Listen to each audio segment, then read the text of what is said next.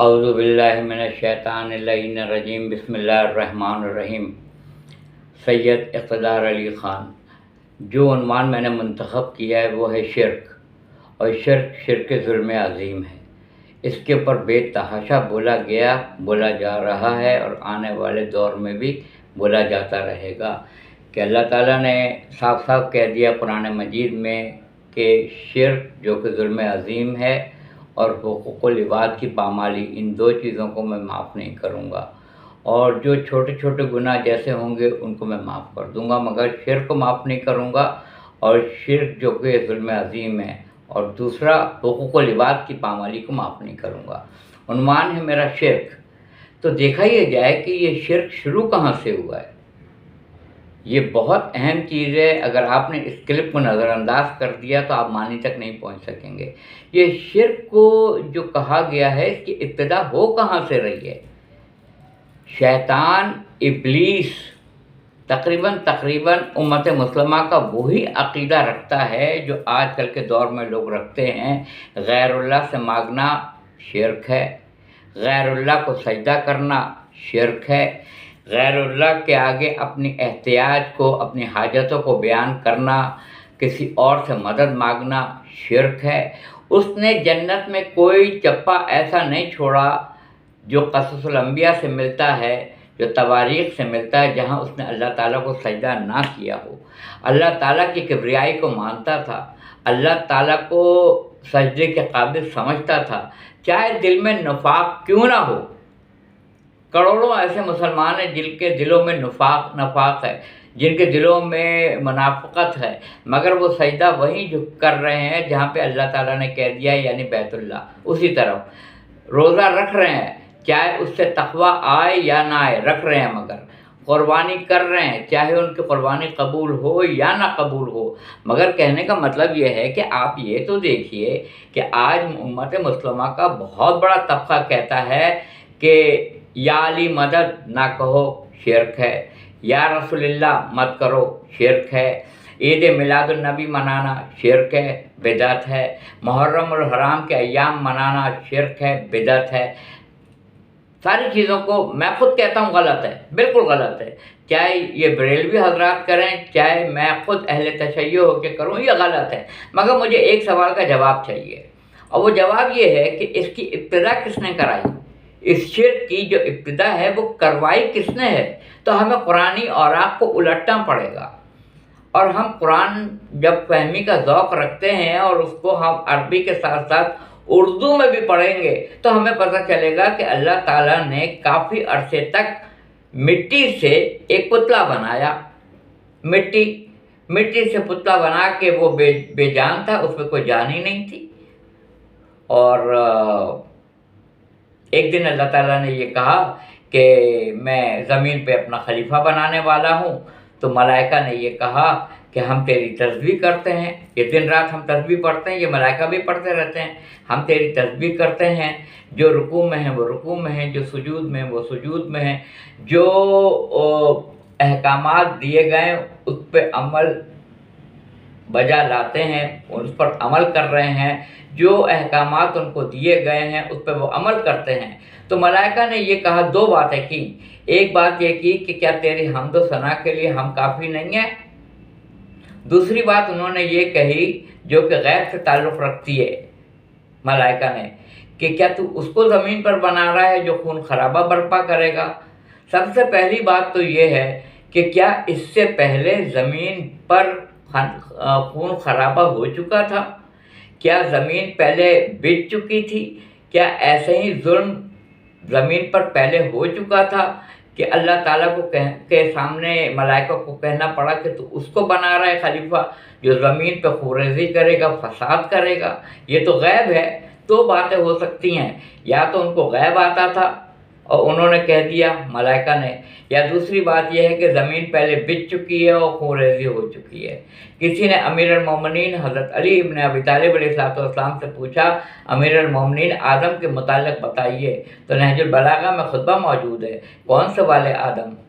اس کا مطلب ہے آدم بہت سارے گزرے ہیں، کیا زمین بار بار بچھی ہے اور اجڑی ہے، بچھی ہے اور اجڑی ہے؟ یہ سوال ہائی لائٹ ہوتا ہے۔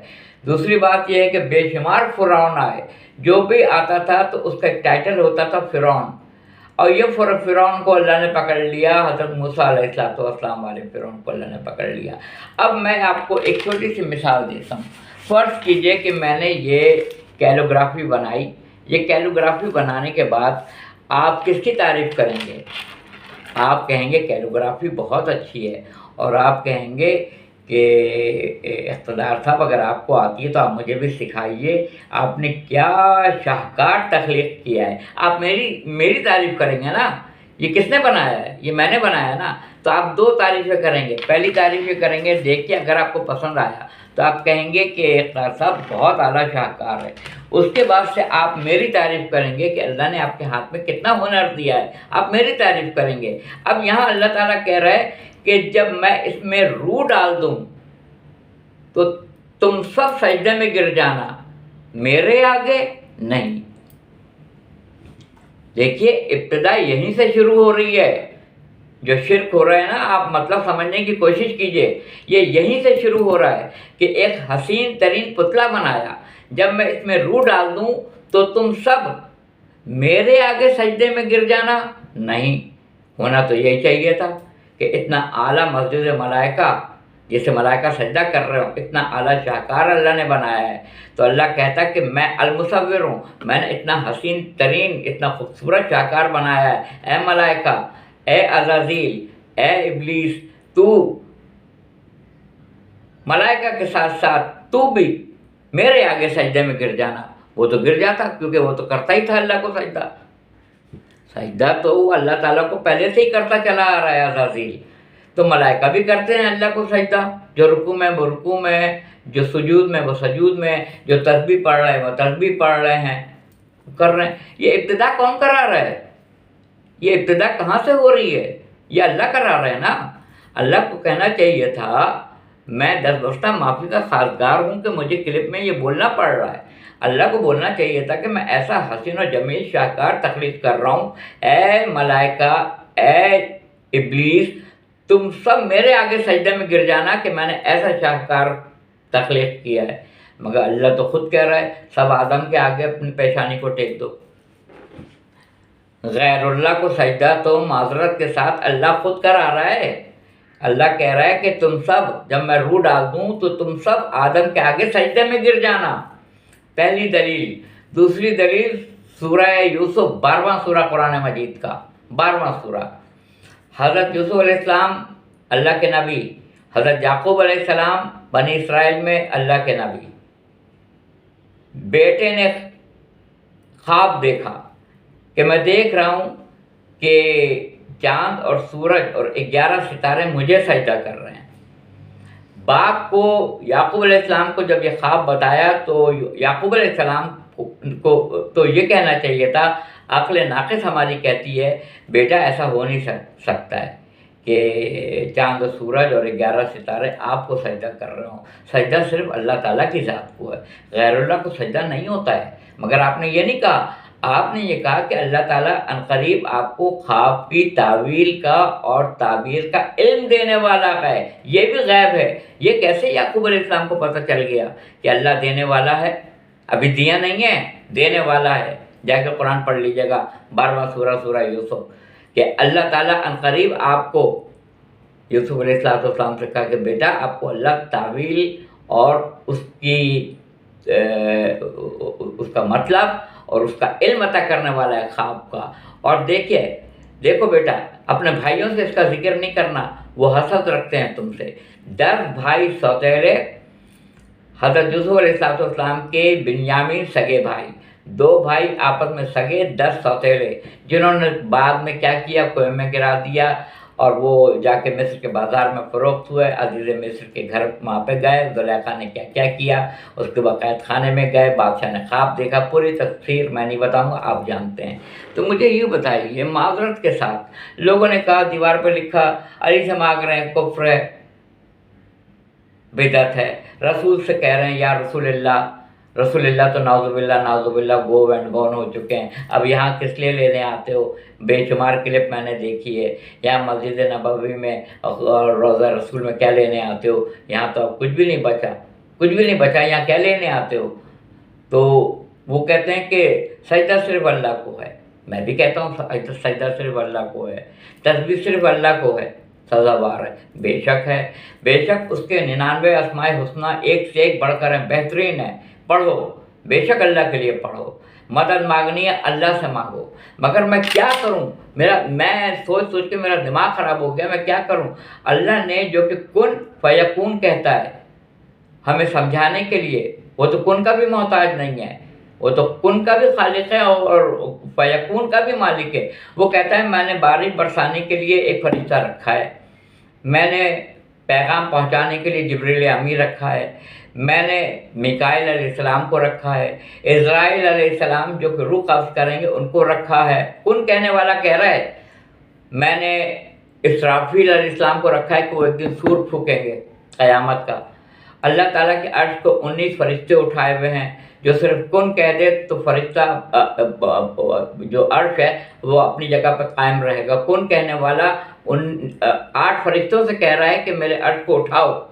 19 فرشتے جہنم پہ معمور کیے ہیں کہ جب وہ وہاں سے بھاگیں گے تو ہمارے فرشتے ان کو پکڑ پکڑ کے دوبارہ اس کے اندر جہنم میں ڈالیں گے۔ ان کو طور کے درخت کا کھانا اور کھولتا ہوا پانی ان کو پلایا جائے گا، ان کے سر پہ ڈیلا جائے گا، ان کی اتڑیاں گل جائیں گی، پوری تفصیل ہے، میں نہیں بیان کرتا ہوں۔ تو وہ اللہ جو میسج بھیجنے کے لیے فرشتہ رکھ رہا ہے، جو قادر مطلق ہے، ان اللہ علی کل شیء قدیر، جو بارش برسانے کے لیے ہوا کو لے جانے کے لیے ایک فرشتے کو رکھ رہا ہے، جو روح قبض کرنے کے لیے ایک فرشتے کو رکھ رہا ہے، جو سور پھونکنے کے لیے کل من علیہا فان، بسم اللہ الرحمن الرحیم، کل من علیہا فان ویبقی وجہ ربک ذو الجلال والاکرام۔ کبھی کہتا ہے کہ سب فنا ہو جائے گا سوائے میرے چہرے کے، اللہ کا کون سا چہرہ ہے؟ کبھی کہتا ہے کہ آپ کے ہاتھ پہ بیعت نہیں کی ہے، ید اللہ، اللہ کے ہاتھ پہ اس نے بیعت کی، اللہ کا کون سا ہاتھ ہے؟ کبھی کہتا ہے اذن اللہ، میرے کان نے سنا، میں نے اپنے دونوں ہاتھوں سے آدم کو بنایا ہے۔ اللہ کے ہاتھ کون سے ہیں بھائی؟ اللہ کا چہرہ کون سا ہے؟ جدھر منہ اٹھا لو میرا چہرہ ہے۔ یہ آیت قرآن میں موجود ہے، ساری کی ساری موجود ہے۔ میرے کلام کرنے کے 3 طریقے ہیں، یا میں وحی کے ذریعے کرتا ہوں، یا میں بات کو القاء کر دیتا ہوں، دل میں اتار دیتا ہوں، یا میں پردے کے پیچھے سے گفتگو کرتا ہوں۔ جب آپ معراج پہ گئے تھے تو گفتگو ہوئی تھی، قریب آئیے قاب قوسین اور ادنیٰ، 2 کمان یا اس سے بھی کم فاصلہ رہ گیا تھا، آواز آئی اور وحی کی، بس جو وحی کی وہ وحی آج تک کسی کو پتہ نہیں ہے کہ معراج پہ رسول اللہ صلی اللہ علیہ وسلم سے کون سی وحی کی اللہ تعالیٰ نے کی۔ حضرت موسیٰ علیہ السلام سے کہا کہ موسیٰ میں تمہارا رب ہوں، ادھر آ جاؤ۔ روشنی جب انہوں نے دیکھی، کس کی آواز تھی؟ کبھی لسان اللہ ہے، کبھی ید اللہ ہے، کبھی عین اللہ ہے، کبھی وجہ اللہ ہے، یہ سب کیا؟ اور آدم کو سجدہ کس نے ابتدا کس نے کرائی؟ غیر اللہ کے آگے پیشانی کو کس نے پہلے کہا کہ ٹیکنے کے لیے؟ اللہ تعالیٰ نے کہا۔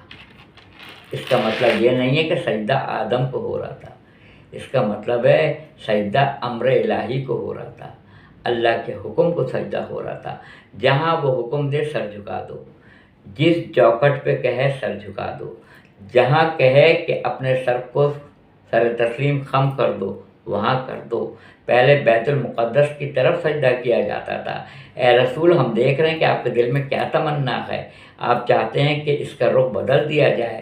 مسجد قبلتین موجود ہے، جہاں پہ نماز کے دوران آپ نے قبلہ بدلا۔